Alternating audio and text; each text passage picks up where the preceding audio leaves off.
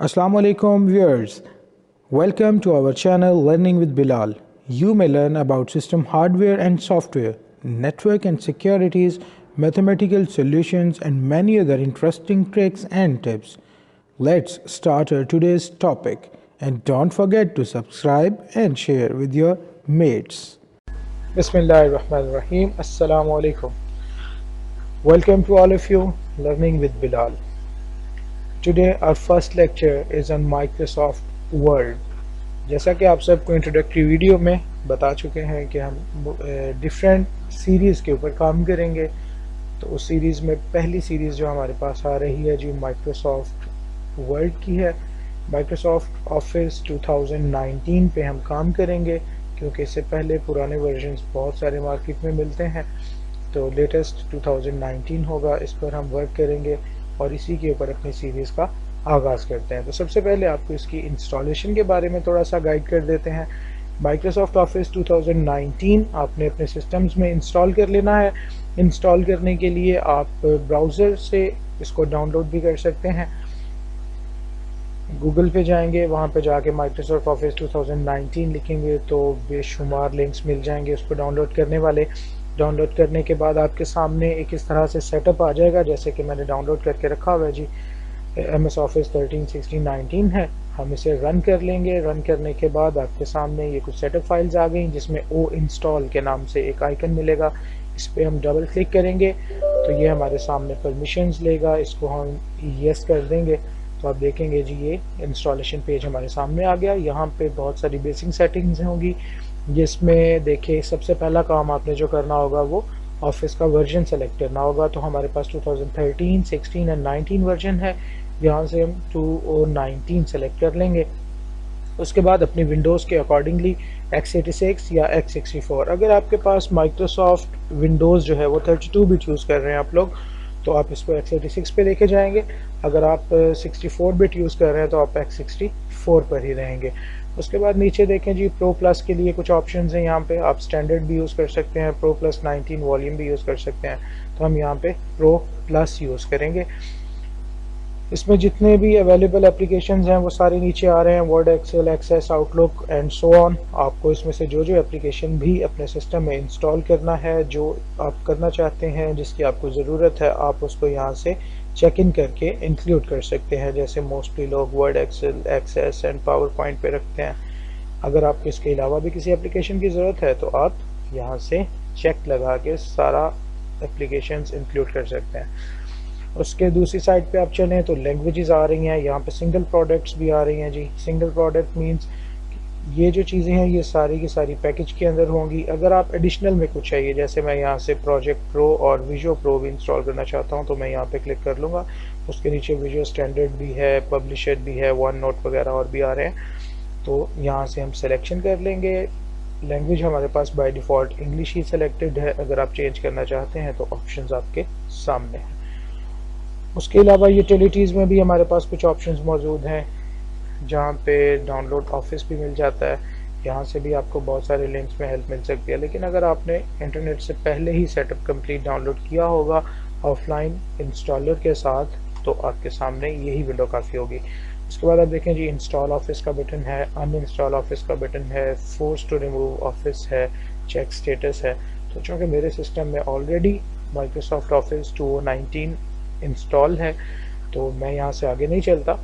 आपको बस इतना करना होगा, यहाँ से ये सेटिंग सारी कंप्लीट करके जो चीज़ें आपको चाहिए उनको चेक लगा के अपना विंडोज़ वर्जन सेलेक्ट करके ऑफिस का वर्जन जो हमें चाहिए वो सेलेक्ट करके लैंग्वेज वगैरह देख के इंस्टॉल ऑफिस पे क्लिक करना होगा। इसके बाद ये direct without any other option installing पे चला जाएगा और 5-6 मिनट का टाइम लेके इंस्टॉल कर लेगा सिस्टम में। तो अभी हम इसको यहाँ से क्लोज कर देते हैं। आप इसको थॉरोली एंड तक जाइएगा और कंप्लीट इंस्टॉलेशन के बाद फिनिश कर दीजिएगा। करने के बाद जी हमारे सामने अगर आप यहाँ पे चलेंगे तो आपको यहाँ पे आपकी पूरी प्रोग्राम लिस्ट के अंदर माइक्रोसॉफ्ट की सारी चीज़ें दिखाई देंगी। ये देखें ऑफिस टूल्स आ गए, इसके अंदर बहुत सारी एडिशनल टूल्स भी हैं। नीचे चलेंगे तो यहाँ पे आपको माइक्रोसॉफ्ट ऑफिस का फोल्डर भी मिल जाएगा, उसमें वर्ड, एक्सेल, पावर पॉइंट वगैरह सारी चीज़ें ऐड होंगी। ये देखिए जी ऑफिस आ गया, उसके नीचे वन ड्राइव और ये सारा कुछ आ रहा है। इसी तरह वर्ड, एक्सेल भी इसी के अंदर होगा। और यहाँ पे भी ये चीज़ें शो हो रही हैं सारी। यहाँ से आप ऑफिस पे क्लिक करते हैं तो यहाँ से भी आपको वो उसके इंस्टॉलेशन प्रोसेस के अंदर ले आता है। तो हमारे पास वर्ड एप्लीकेशन हमने टास्क बार पे रखी हुई है, हम इस पर क्लिक कर लेते हैं। वर्ड 2019 कंप्लीट होगा, ये आपके सामने आ गया जी। इसका कुछ इंट्रोडक्शन इस तरह से है कि हमारे सामने ये होम स्क्रीन है इस टाइम पे। अगर हम न्यू पे क्लिक करते हैं तो ये हमें नए पेज का ऑप्शंस देगा। ओपन करते हैं तो जो फाइल्स हम पहले से बना के अपने सिस्टम में सेव कर चुके हैं उसका ऑप्शंस हमारे सामने आएंगे। अकाउंट के अंदर जो हमारा ऑफिस है उसको हम वन ड्राइव के साथ माइक्रोसॉफ्ट अकाउंट के साथ साइन इन कर सकते हैं। जैसे कि ये देख रहे हैं आप, ऊपर नाम भी आ रहा है, साथ में प्रोफाइल आइकन भी दिखाई दे रहा है। तो इसी अकाउंट के रिलेटेड यहाँ पे ऑप्शंस हैं। अगर आप अकाउंट पे क्लिक करेंगे तो ये देखिए जी, आपको वो आपकी एक तो बता रहा है कि ऑफिस है जी, 2019 है, ये सारी प्रोडक्ट इसकी कंटेनिंग है जो इसने इंस्टॉल की हैं, और ये इसके कुछ थीम्स आ रहे हैं। ऑफिस का बैकग्राउंड कैसा आना चाहिए, ऑफिस का थीम कैसा रखना चाहते हैं, और कौन सी ड्राइव ईमेल जो आपने अपना माइक्रोसॉफ्ट अकाउंट ईमेल है वो दिखाई दे रहा है। फीडबैक के अंदर आप माइक्रोसॉफ्ट को इसके बारे में बता सकते हैं, अपना एक्सपीरियंस कि इस ऑफिस वर्जन के बारे में आपका कैसा एक्सपीरियंस रहा। अगर हम वापस होम पे आ जाएं तो यहाँ पे हमारे पास टेम्पलेट्स हैं। टेम्पलेट्स के अंदर बहुत सारी ऑप्शंस हैं जो कि यूज़फुल है। मोर टेम्पलेट्स पे क्लिक कर लेते हैं तो देखेंगे जी, ये देखें बेशुमार डॉक्यूमेंट सामने आ गए।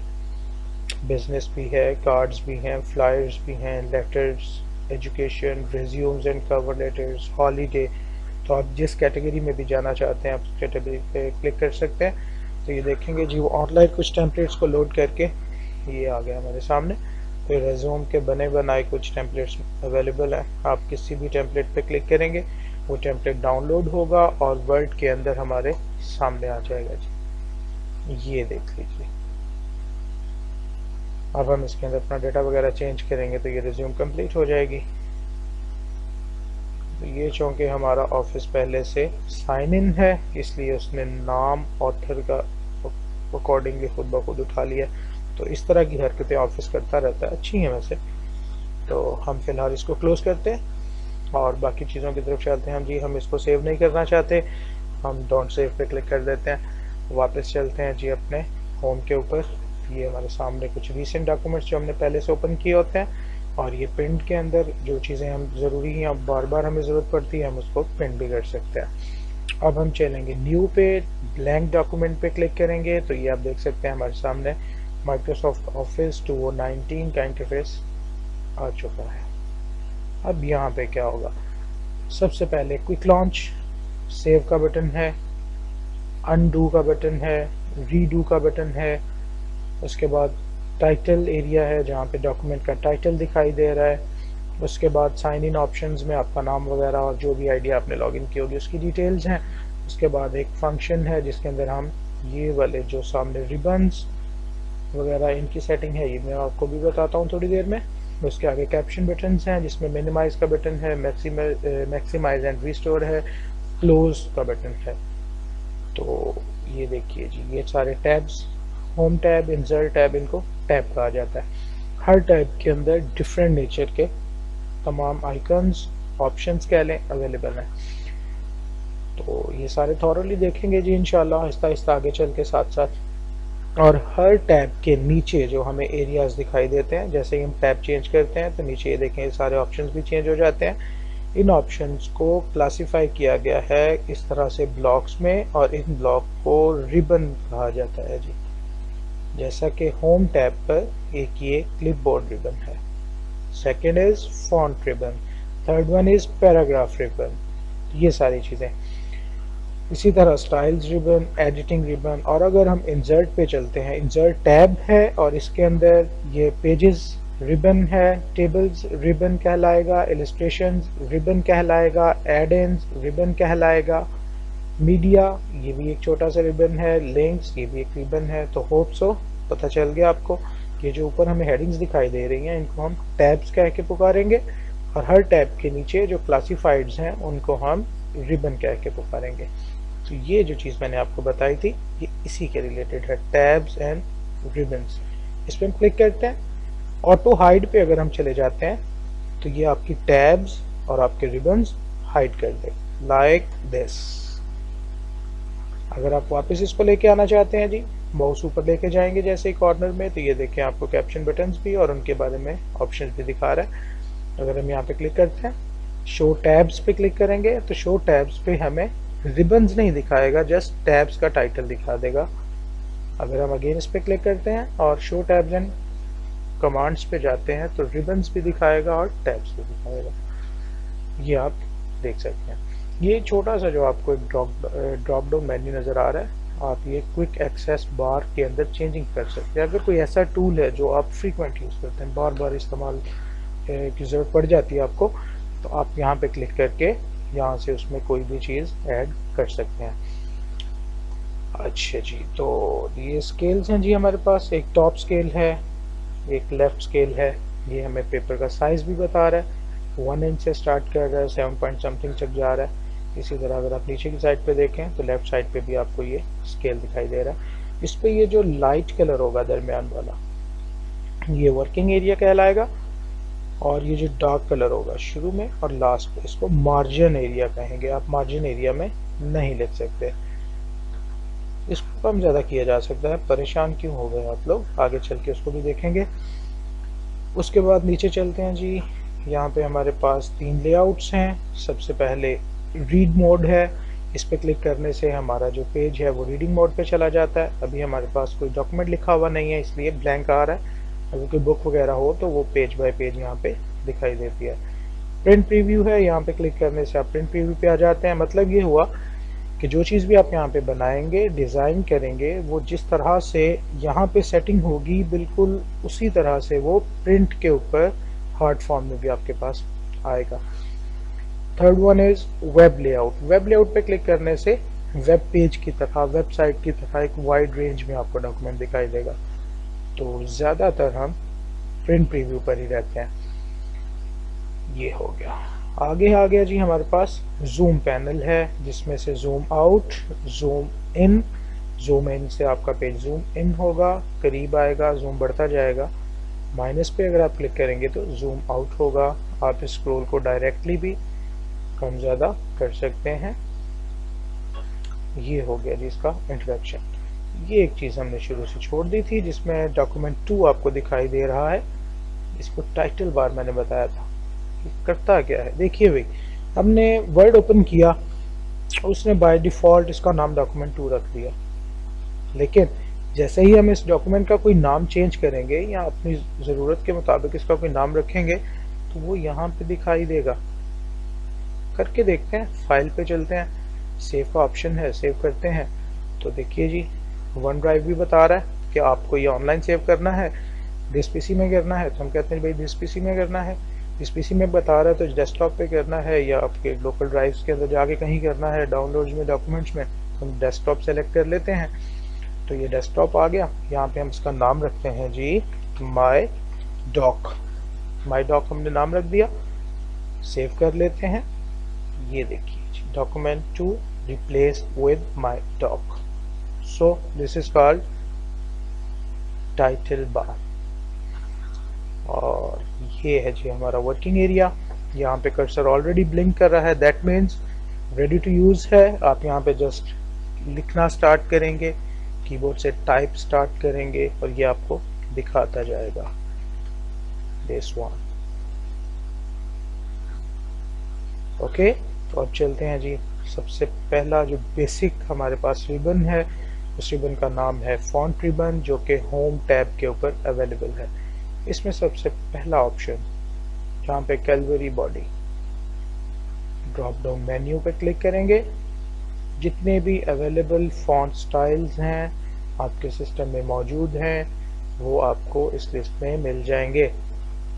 बाय डिफ़ॉल्ट कैलबरी फॉन्ट होता है, एक दो और भी हैं, जैसा कि एक तो कैलबरी आप देख चुके। अगर आप यहाँ पे लिखें ARI तो ये एरियल आ जाएगा। एरियल भी बिल्कुल एक सिंपल सा फॉन्ट है, ये देखिए जी। इसी तरह एक और फॉन्ट है हमारे पास, that is Times New Roman. इसको भी हम टाइप करके देख लेते हैं, तो ये उनसे थोड़ा सा स्टाइलिश हो गया।